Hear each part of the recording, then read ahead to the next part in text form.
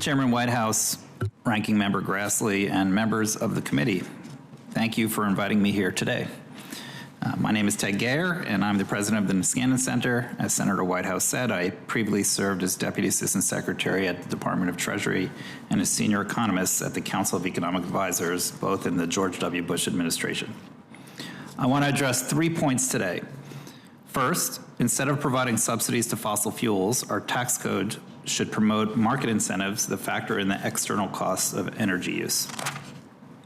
Second, the size of the existing fossil fuel subsidies depends on various factors, such as whether one is focusing on their overall size or their size compared to subsidies granted to other industries, as well as whether, as Senator Whitehouse mentioned, one accounts for the external costs of fossil fuels. And third, eliminating fossil fuels would have a minimal impact on both fossil fuel production and prices. Historically, federal energy tax policies have, at various times, sought to boost domestic energy production, generate tax revenue, and promote environmental quality. These goals are often in conflict, such as when we impose a gas guzzler tax to reduce fuel consumption, while we simultaneously subsidize oil production to increase output. Energy tax policy should instead address the sizable external costs of energy consumption, such as the costs associated with climate change and particulate pollution, by implementing a carbon tax that encourages consumers and producers to reduce emissions through market incentives. However, the presence of fossil fuel subsidies in the current tax code contradicts this goal. Most fossil fuel subsidies are implemented as tax expenditures in our tax code. The Joint Committee on Taxation, which I will refer to as JCT, defines a tax expenditure as a provision that deviates from their baseline income tax. If one instead considers a consumption tax as a baseline tax system, then many current provisions would not qualify as tax expenditures. Furthermore, several fossil fuel tax expenditures apply to other industries within and outside the energy sector, so their magnitude depends on whether one is interested in their overall size or the size compared to subsidies granted to other industries. There are 4 significant types of tax provisions for fossil fuels: cost recovery, the treatment of inventories, the treatment of foreign profits, and tax credits. JCT classifies most provisions within these categories as tax expenditures. According to JCT, the total value of fossil fuel tax expenditures from 2022 to 2026 will be approximately $12 billion. However, this estimate would be smaller if one considers the size of these expenditures relative to other industries. For example, the last in, first out accounting method and some accelerated depreciation provisions apply to all industries under current law. It's also worth noting that not all oil and natural gas companies can fully benefit from these tax provisions. For example, small non-integrated oil and gas producers get a more generous treatment than big integrated oil and gas producers in expensing of intangible drilling costs. Fossil fuel subsidies are unlikely to help increase production in the United States significantly. The Congressional Budget Office estimates that fossil fuel subsidies led to a minimal impact of about 0.5% more domestic oil production. The U.S. Treasury and academic studies, such as the one Senator Whitehouse alluded to, also find similarly small effects of these subsidies on domestic production.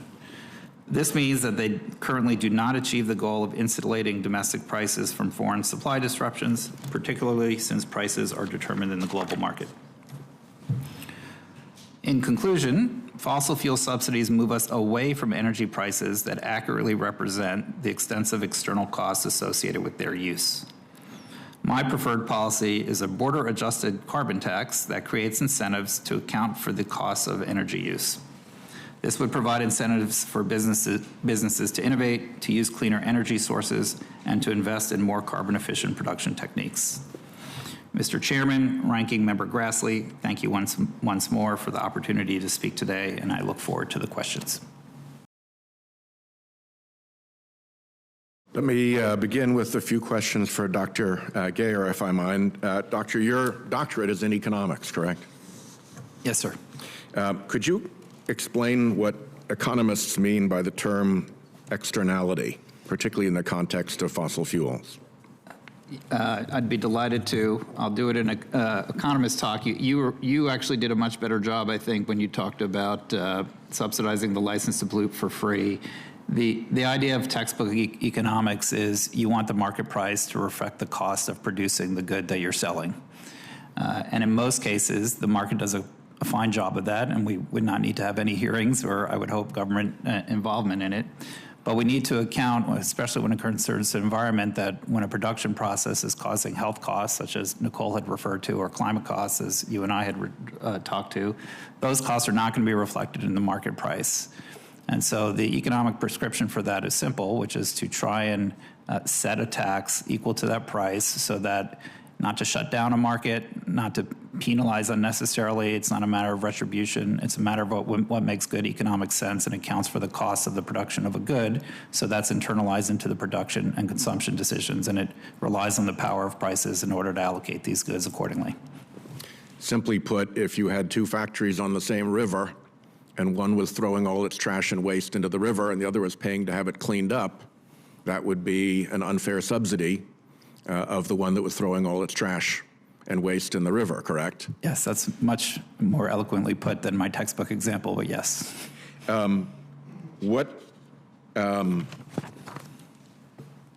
If we were to do a carbon price, that creates the risk of giving advantage to overseas competitors.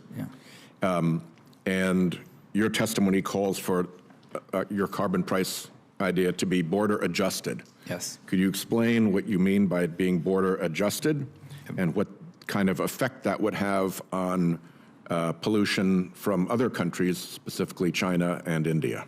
Yes.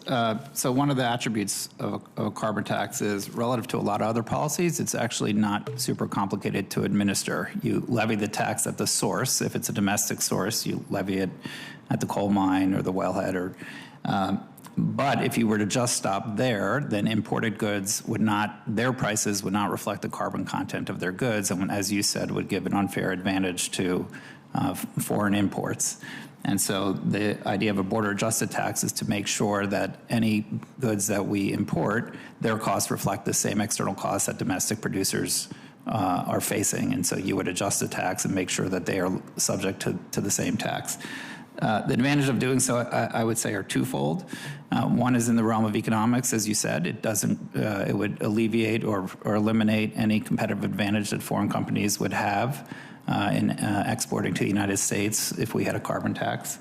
And two is less about economics and more about diplomacy, and we need to get to a world where we are leading the world in addressing climate change, and doing so and levying a tax internally and also on products that people sell to the United States is a clear signal that we need reciprocity, and this needs to be a global solution. The EU just passed its carbon border adjustment mechanism. They call it their CBAM. That will put tariffs on United States goods and far steeper tariffs on Chinese goods, and they suggest that will move the European supply chain from China to the United States, increasing jobs and manufacturing here in the United States, specifically in steel, aluminum, cement, pharma, and other major industries.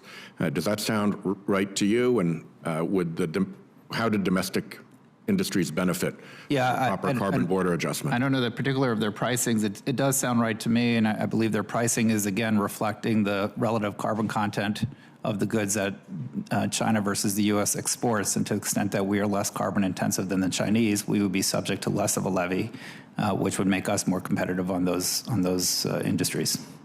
If I could ask to Dr. Guyer and Dr. Diesel, when Congress has programs that address the social costs of a specific activity, such as black lung treatment and benefits related to coal mining, can you talk about why it's important to ensure that we internalized the cost with policy such as this?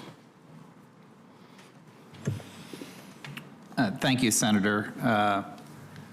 First, I think you remind me of an occupational hazard of being an economist, which is I tend to talk in theoretical concerns. So I appreciate the reminder that we all need every day. These are real people facing real harm. Having said that, I'm going to slip back into technical terms. The reason why we need to reflect the true cost of our activities, including our burning of fossil fuels, is for everything that you alluded to. This is an activity that causes real damages, not just in the sense of global climate change, but in the local pollutants that my colleague here, Nicole, was talking about, and as you alluded to. And so the kind of pointed-headed academic textbook answer at its heart is to help real people and to have a flourishing and dynamic economy that accounts for the cost of the activities that spur that economy. And that's why, as I said before, the policies that we need to look at, or that I would recommend for all of you, is to ensure that the burning of fossil fuels accounts for those costs, those very real costs that affect Americans. Dr. Geyer, you're an economist, so I want to go and compare and contrast fossil fuels versus green energy in terms of subsidies, in terms of externalities, in terms of benefits. So let's first talk about the cost of subsidies. In your testimony, you said that the subsidies in the U.S. for fossil fuels about $12 billion over 5 years, correct? The Inflation Reduction Act, I think it's over 10 years, over about $400 billion, but a Goldman Sachs study said to be closer to $1.2 trillion. So just comparing that $12 billion versus $1,200 billion worth of costs, sure subsidizing a whole lot more green energy, correct? According to those numbers, yes. 100 times higher costs, and that's just one piece of legislation. Let's talk about the benefits. I think it's undeniable that fossil fuel is going to power 80% of our economies decades in the future, correct? So when you're powering 80% of the economy, you're paying for air conditioning to allow people to escape the heat.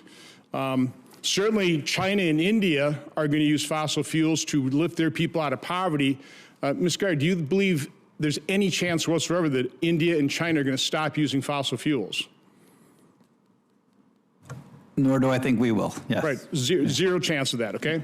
Are you aware of the climate alarmist studies? Their own models show that even if we eliminated all CO2 emissions in the United States, it would have a negligible, less than a degree difference in terms of what their projections say in terms of climate change.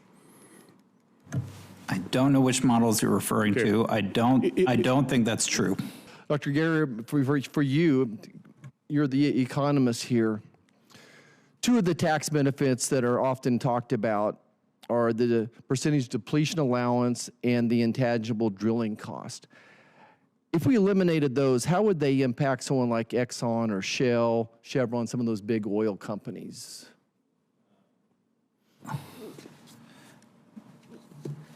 Marginally. I think every study, if you look at the full suite of tax expenditure subsidies, have only a marginal effect on promoting production. So it would increase their tax bill for sure, but as far as production and prices go, it would have a de minimis effect. My question, Dr. Geyer, is yes or no, is it irresponsible of energy companies to abandon their oil and gas wells and force taxpayers to pick up the tab for cleanup?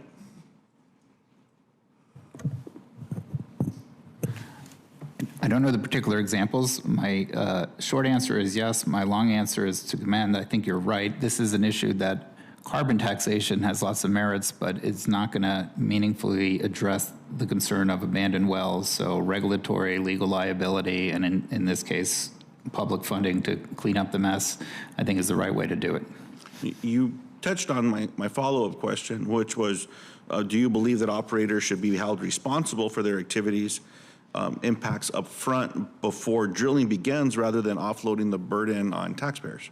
So one of the risks is you're asking a legal question to an economist, so I don't know the legal aspects and I don't know what the current existing law is, but certainly we should have a legal apparatus where you cannot abandon harmful materials and leave it to either harm people or for the federal government to intervene ex post. Give me the pros and cons from each point of view of how we navigate through all that. And if you want to throw it in the context that we're borrowing nearly 30 cents on every dollar we spend here, which is a budget consideration, if you want to spend money, how do we justify doing that? We'll start over there, Doctor, on the left. Thank you, Senator. First, I want to commend you for the framing of the problem. You did say that there's no more disparate views. Maybe I'm being overly optimistic. I hear equal concern for the welfare of Americans, whether or not it's health or whether or not it's economic. And so I'm going to try and sell you a little bit on why I'm for a carbon tax. A carbon tax is less intrusive. It'll spur innovation. It'll protect the economic interests of Americans. It's a simpler approach. I think it's a market-friendly approach. That's why I'm for it. So the way that I can How much roughly a year would you say that's going to generate? I don't. It certainly depends on the tax, but you're right. It's probably in the order of 100 to 200 billion, something like. And then, So then again, we're talking If I just could interrupt, five. for the record, my carbon pricing bill was priced out at about $2 trillion over 10 years. Okay, in revenue. that would be then. Yeah. That would be then. That would roughly- align with Mr. Yeah, Garrett's 10% of our current deficit. So that means it's a lot of room to go from that and, say, changing tax policy. Still, we're spending a lot of money that we can't generate through tax policy. Sure. Go ahead. Yeah, my point is it helps, and also Yes. the reducing the fossil fuel subsidies, although not massive, even smaller, help. But the heaviest on the lifting would have to be done through spending if you want to get to a or balanced taxes. budget. Yep, that's right. So, I guess I'm trying to be a little bit more optimistic that there's a policy out there that kind of joins the two sides and their concerns on both the economic and health consequences of our energy use. On China, I commend you also. It's an issue. It's a global pollutant. Now, we heard today about the local pollutant effects. Those are real. Those have nothing to do with China in the sense that, addressing fossil fuel use here would help the health of Americans in that sense. But in the global sense, you're right. We have China, we have India. It's a global problem. Again, I think I come from a bit of optimism on my policy here. One, we don't doubt that this is a serious problem, so we can't just say because we can't solve the global issues, we can ignore it. I certainly think if we don't have smart policy that addresses the issue domestically, other countries are less likely to act. But indeed, reciprocity should be part of it, which is, again, the border adjustment tax helps with that. And again, I'll get to what I said before. I think a price signal will lead to innovations. I think it will give you the tech breakthroughs that you said are necessary. I think that's where the answer lies. And quite honestly, as we've seen in other sectors, if Americans have tech breakthroughs, the Chinese will adopt that technology. And so I think there's real hope there as well. One clarification, if you don't mind, Dr. Gare. If natural gas is used as a feedstock for fertilizer and not combusted, does it pay a carbon tax? It depends where you're administering the carbon tax. So there's different. I'm trying to think from memory on this. If you levy it at its source, then it would be in the price. Unless an adjustment were made for... There's a question of how much, you can't get 100% of it, and so you can make adjustments for where you want to levy the price, how far upstream you levy the price. And if we wanted to exert pressure on countries like China and India to move off of fossil fuels and to accelerate their transition to clean energy, what U.S. policy would most likely accomplish that? Well, that was what I was mentioning to your colleague before. I think the carbon tax is both credible, it's supportive of a strong U.S. economy, it helps us transition our energy, it leads to technological innovation, and it helps us both from a diplomatic point of view and also from a technological transfer point of view to get other countries to move in a similar direction. With a robust border adjustment, obviously. Exactly. So, yes, sir. Thank you. Thank you.